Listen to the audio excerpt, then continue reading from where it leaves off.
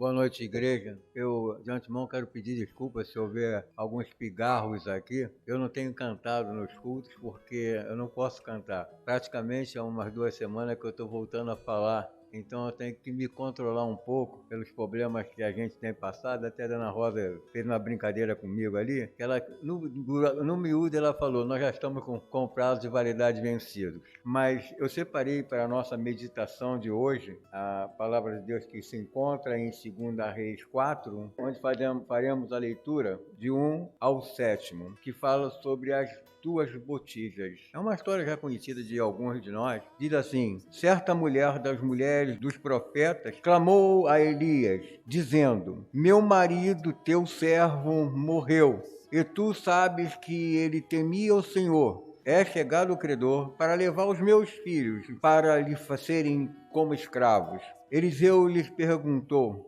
que hei de te fazer? Diz-me o que tens em casa. Respondeu: tua serva não tem nada em casa, senão uma botija de azeite. Então disse ele: vai, pede emprestado às vizinhas e todos os teus vizinhos vasilhas vazias e não poucas. Então entre e fecha a porta sobre ti e sobre teu filho, e deita o teu azeite em todas aquelas vasilhas. Põe a parte a que estiver cheia. Partiu, pois, dela e fechou a porta sobre si e seu filho. Eles chegavam e as vasilhas lhe iam enchendo. Cheias as vasilhas, disse ela a um dos filhos: chega-me aqui mais uma vasilha. Mas ele respondeu: não há mais vasilha nenhuma. E o azeite parou. Então foi ela e fez saber ao homem de Deus, e ele disse: vai, vende o azeite e pega a tua dívida, e tu e teu filho vivai do resto. Essa senhora vivia numa época que a dívida era paga com o que houvesse de valor para ela. Nos dias de hoje, eu quero transferir para nossos dias de hoje essa situação. Nós vivemos um momento muito difícil, em particular no Brasil. No início do ano mesmo, do mês, houve uma eleição para Conselho Tutelar. E nós mesmos de igreja nunca ligamos para isso. Nem muitos de nós nem sabiam o que era isso. E acontece que, pelo movimento cristão que houve, 70% dos eleitos eram pessoas compromissadas com Deus. E isso criou um reboliço tremendo. Houve uma revolta tremenda. Como assim?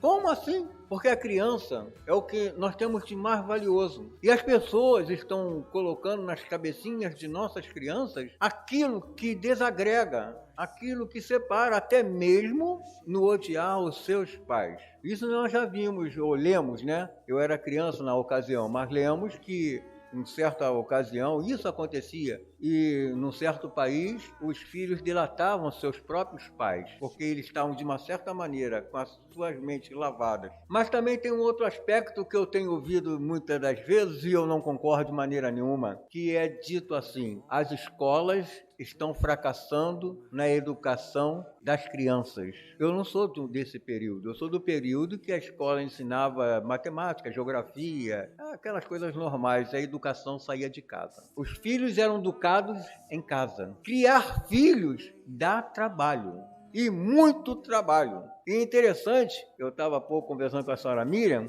nós temos trabalho com os nossos filhos quando são pequenos, quando são jovens, que não passamos por uma época de adolescência, na minha época não tinha esse negócio, quando são jovens e quando se tornam adultos. Quando são pequenos, nós caminhamos, carregamos, falamos, corrigimos e mostramos. Quando são jovens, da mesma forma. E quando eles atingem a idade que constitui até as suas famílias, ainda assim, muitas das vezes, nossos filhos precisam do nosso conselho, precisa de algumas observações nossas, mas estamos transferindo a educação de nossos filhos, dos filhos de hoje, para a escola. Estamos transferindo para a igreja, porque eu entendo que a palavra de Deus, a criança começa a aprender em casa. Os pais contam as historinhas, conversam com as crianças, a igreja vai dar um acabamento. E nós estamos perdendo essa oportunidade. toda família, por mais desavença que existem entre elas, elas se amam. Nós não temos famílias perfeitas, nós não temos casais perfeitos, mas elas se amam. E uma coisa que eu também tenho observado muito nos dias de hoje é que nós estamos esfriando esse sentimento pelos nossos próprios familiares. Nós, às vezes, estamos distanciando dos nossos familiares. Eu quero dizer que as famílias estão se dilacerando. Muitos dizem assim, mas o fulano foi para a igreja agora assim. A igreja não foi criada para dividir, mas para unir, porque a família começa em casa. Se não houver família, não tem igreja. Se não houver família, não tem igreja, porque a igreja começa em casa. Eu, uma ocasião, lá no Arsenal, tive uma palestra com o Dr. Galo, e o título, a palestra que ele dizia assim, olha, adotem seus filhos antes que o marginal adote. Adote seus filhos antes que os marginais adotem. Eu vou tomar a liberdade de tomar alguns nomes. Dona Rosa, Miriam, o presbítero Afonso já foi mais tarde um pouco. Mas viveram em ambientes difíceis. Mas não permitiram que a marginalidade adotassem seus filhos. Eu lembro da Marilze, o Jefferson eu não conheci novinho não, mas a Marilze eu lembro, novinha ainda, né? Algumas vezes nós conversamos lá na igreja. Foi difícil? Foi difícil. O mais novo, no caso, seria o presbítero Afonso, com as suas filhas. Foi difícil? Foi difícil, mas foi alcançado. Há mais tempo, tanto a dona Miriam quanto a dona Rosa, Deus já estava controlando, já estava mostrando o que havia de acontecer, o que havia ela de fazer. O presbítero Afonso viveu em Manguinhos, depois transferido para cá, e começou a despertar nele aquilo que Deus já estava preparando. Mas mesmo naquele momento difícil lá, ele não abriu mão. A gente às vezes conversa muita coisa e foi difícil, mas vencemos. Nós precisamos resgatar isso. Nós temos aqui alguns casais novinhos aqui na igreja, de resgatar aquela coisa de nós ensinarmos. Se eu pegar na nossa igreja 2 crianças com 10 anos e pedir para contar uma história bíblica, ela não sabe. Se eu chegar para um jovem e dizer assim, olha, conta uma história aí, olha, eu sei daquele cara que, como é que é o nome dele? Foi vendido lá para o Egito lá. É mais ou menos assim que acontece. A gente não tem detalhado porque eles não conseguem aprender. Nós tivemos aqui o culto da reforma ontem, e uma coisa que me alegrou o coração, que eu vi uma grande quantidade de jovens daqui da nossa igreja lá. E foi dado um apanhado que as coisas não eram fáceis, não foram fáceis. E por que nós somos assim? A importância de darmos valor aquilo que Deus prepara para cada um de nós. Eu faço uma pergunta. Se nós morrermos amanhã, o que será da nossa família? Qual foi o investimento que nós fizemos na nossa família? A Marilze, ela vai procurar dar educação para o filho dela, para as filhas, que ela não teve. A Simone passou para a filha dela, que ela não teve. Acontece que a filha da Simone vai passar para a filha dela aquilo que também ficou faltando. E dá uma condição, mas mais importante de tudo é passar o conhecimento das maravilhas de Deus na vida de cada um de nós. Eu posso ter tudo na vida, mas se eu não tenho Deus, na minha vida, eu não tenho nada. Eu posso quase que dizer que eu vegeto. Nós ouvimos aí de vez em quando pessoas bem-sucedidas financeiramente, socialmente, e que dão cabo de suas vidas, porque existe um vazio. Esse vazio é Deus. E aquela viúva, que ali nós lemos, ela não tinha recurso. O credor, o marido, tinha dívidas, talvez dívidas que ele tivesse feito na própria obra.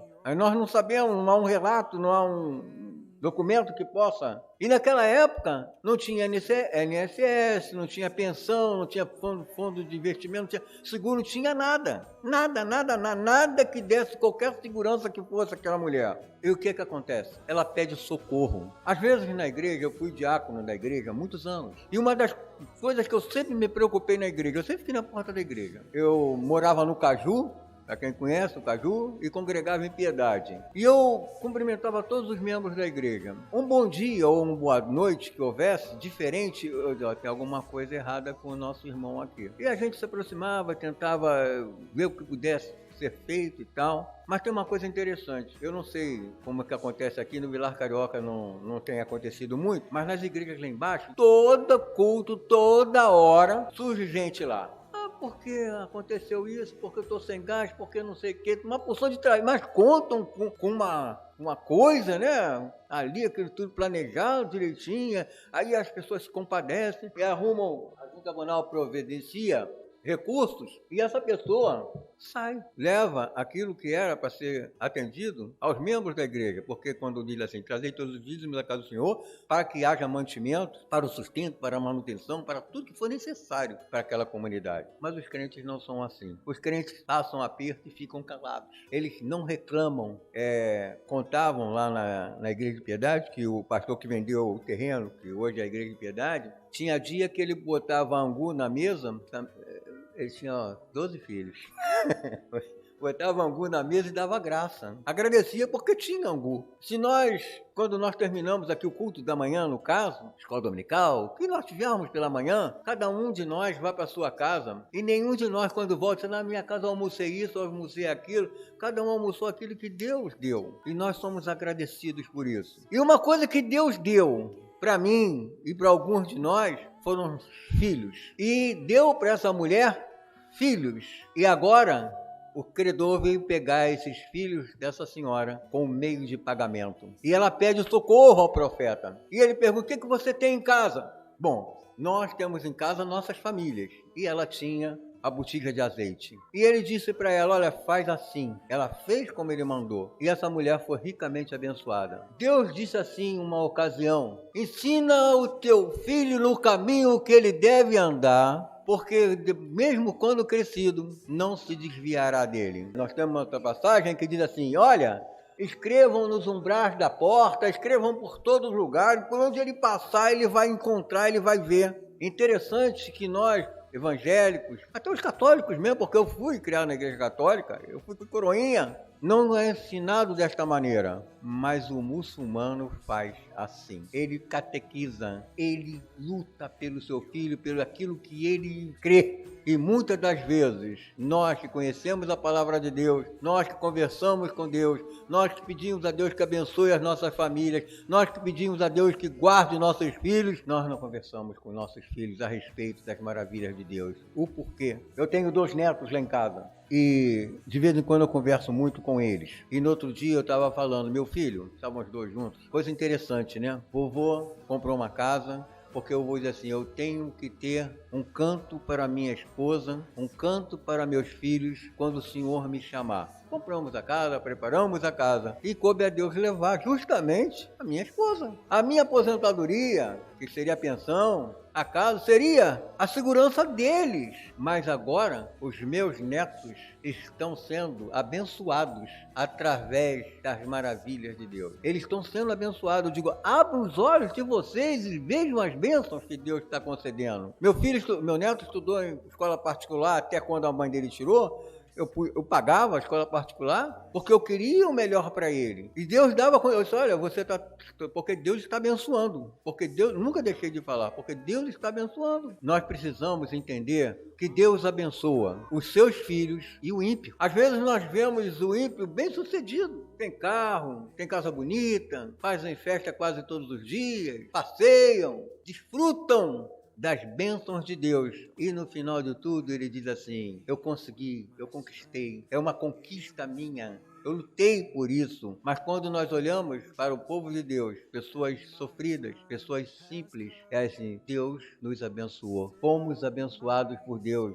glória a Deus, abençoado é o nosso Deus.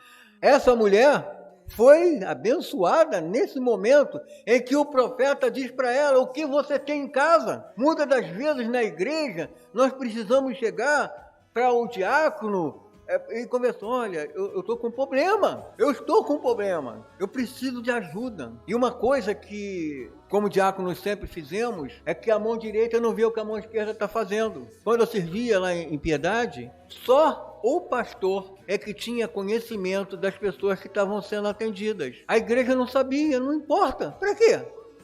O fulano lá tá, olha, a igreja está ajudando, que está bem a coisa para ele. O profeta disse para ela: o que tens em casa? Tratou um assunto particular com ela, ele não levou. Olha aqui, ó, a nossa esposa do fulano de tal, ela está nessa situação, está feia a coisa para ela, o que a gente pode fazer? Não, ele tomou uma atitude, ela tomou uma e ele tomou outra.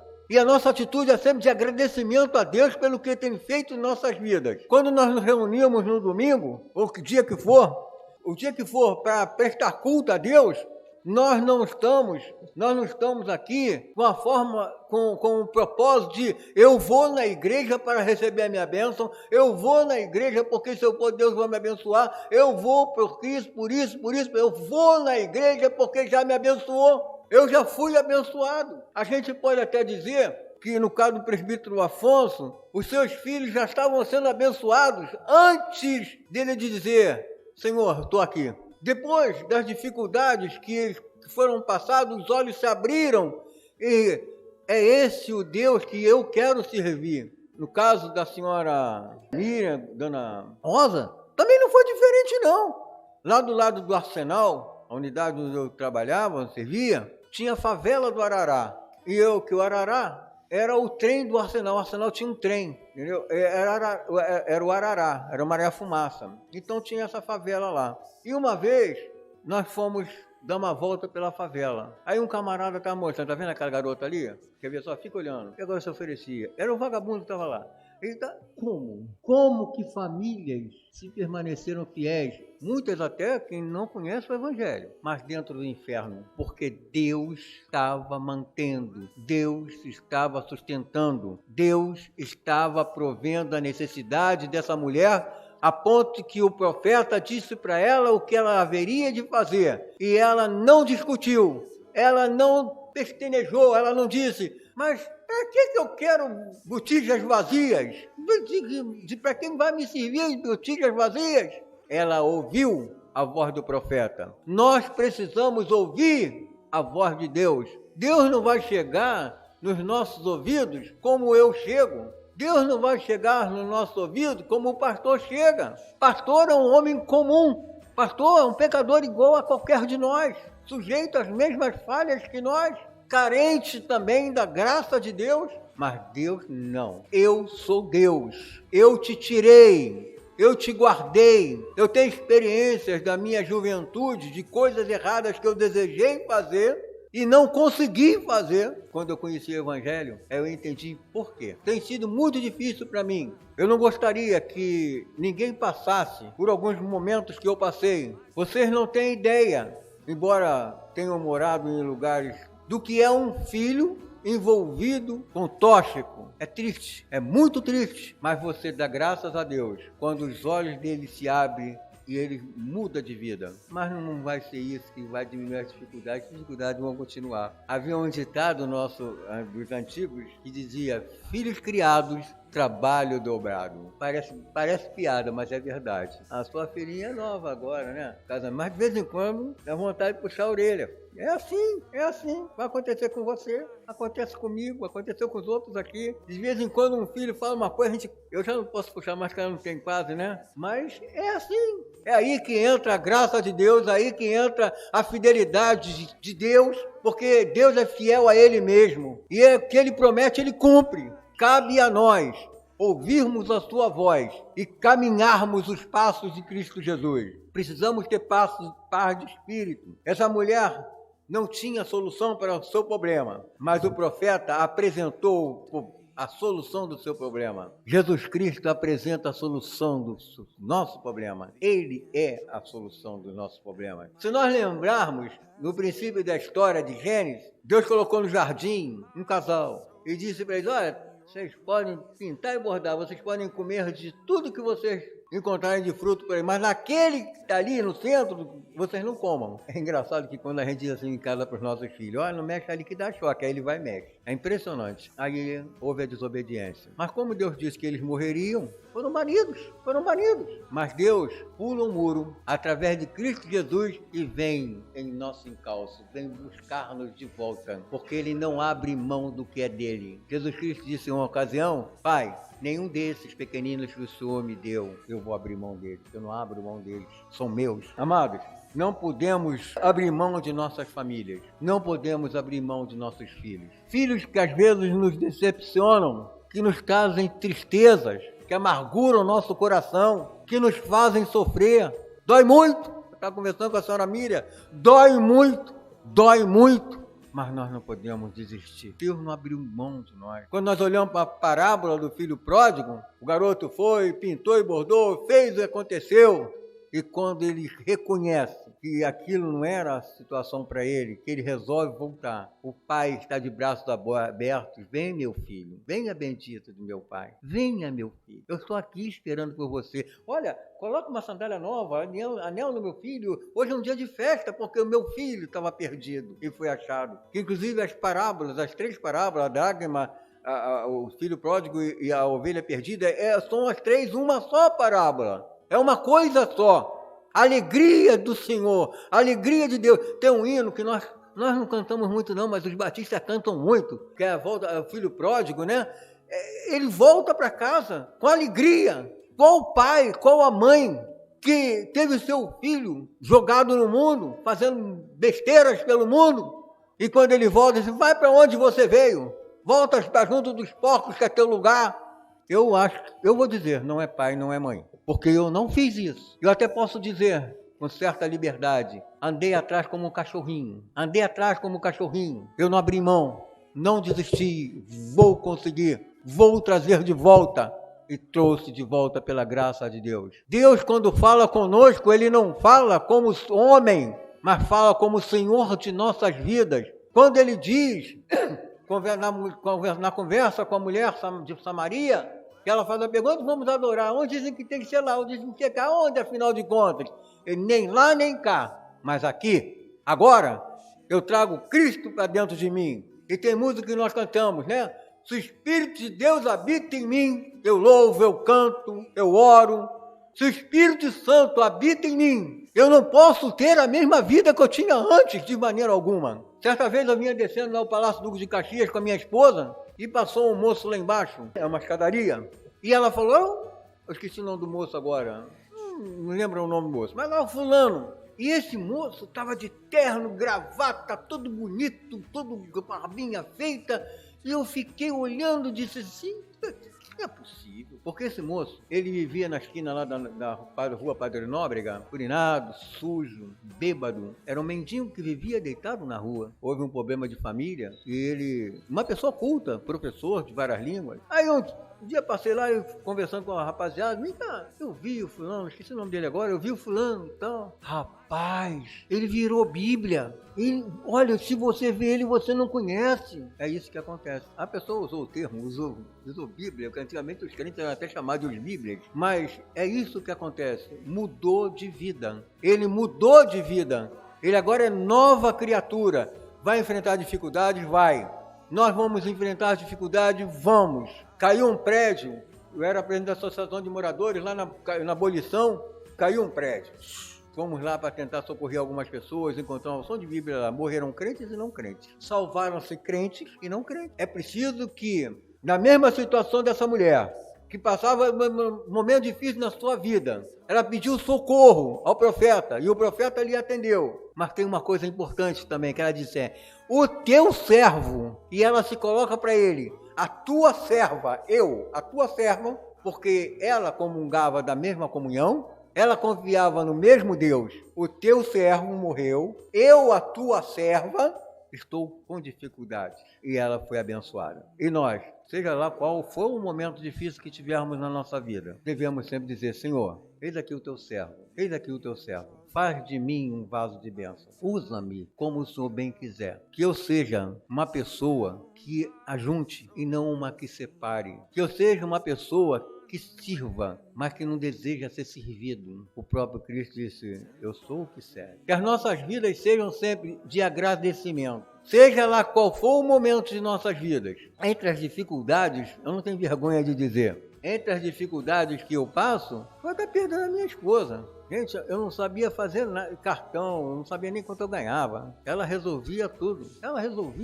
E uma coisa importante que acontecia, muitas das vezes ela me chamava para conversar, olha, você naquele dia falou assim, você não deveria ter falado assim. Ela era uma amiga. E uma coisa interessante, tá? Algumas pessoas idosas aqui, nós que já, como dizemos há pouco, em prazo de validade vencida, nós precisamos de quem converse conosco. Nós somos carentes de quem converse conosco. Em contrapartida, as pessoas que estão começando a se chegar no reino de Deus, na casa de Deus, são carentes de pessoas que conversam com eles da maravilha de Deus. E que não nos iluda. Não, porque você vai virar crente, a tua vida vai ser uma maravilha. Não, porque você vai ser para a igreja, vai acontecer isso. Não é bem assim. Não é bem assim. A caminhada é difícil. Mas o Cristo que nós servimos é um Cristo vencedor. Como nós cantamos na música, Espírito de Deus habita em mim. Templo do Espírito Santo agora habita em mim. Eu aluguei esse prédio, eu não posso fazer aqui o que eu quero sem autorização do proprietário. Eu tenho que pedir autorização do proprietário para fazer qualquer modificação que eu queira. Mas Jesus Cristo, como proprietário, ele vai dizer assim, não, vai ser como eu quero. Nos dias de hoje, os homens estão querendo explicar para Deus algumas coisas de como ele deve agir, como ele deve fazer. Mas não é assim. Nós dependemos dele. Nós somos carentes de sua graça. Assim como essa mulher, serva do Senhor, que havia perdido o marido e que ia perder seus filhos. O profeta lhe apresentou a solução. Deus está nos apresentando a solução todos os dias de nossas vidas. Aí se torna uma coisa que a gente às vezes não gosta de falar, mas que estejamos preparados para quando o Senhor nos chamar. Essa fase que eu estive passando, houve dias que eu falei para o meu neto que ele dormia comigo, meu filho, eu não sei se eu vou acordar amanhã, eu não sei se eu vou acordar amanhã. Aí eu ficava assim na gangorra, tinha dias que eram terríveis, como eu falei, eu não estava falando. Eu não conseguia falar, não conseguia andar, estava muito difícil tudo para mim. Mas eu não deixei de manter a comunhão com os irmãos na fé, por causa dos problemas que eu estava passando. Eu permaneci, porque eu tinha confiança no Deus que estava me guardando. E nós não podemos perder essa certeza, porque Deus não abre mão de nenhum de nós, mesmo com os nossos defeitos. Ele vai torcer a nossa orelha, ele vai dar um beliscãozinho, mas vai dizer, tu é meu. Tu é meu e eu não abro mão de você. E nós dizemos também com relação às nossas famílias, apesar de qualquer dificuldade que exista, não abro mão dos meus filhos, não abro mão da minha família.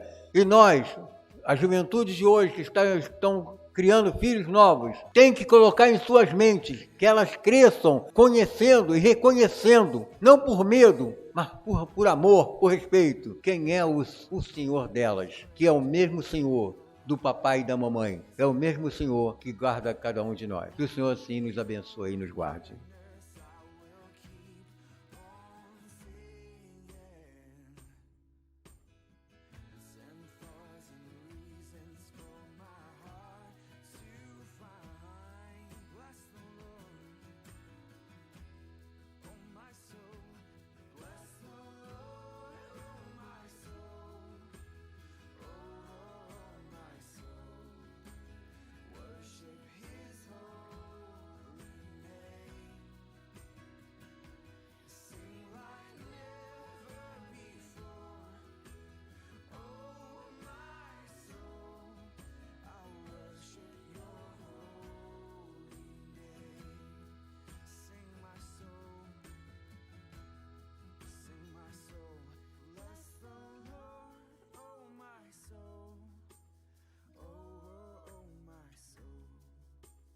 Worship his holy name. Sing like never before. Oh my soul, I worship your holy name.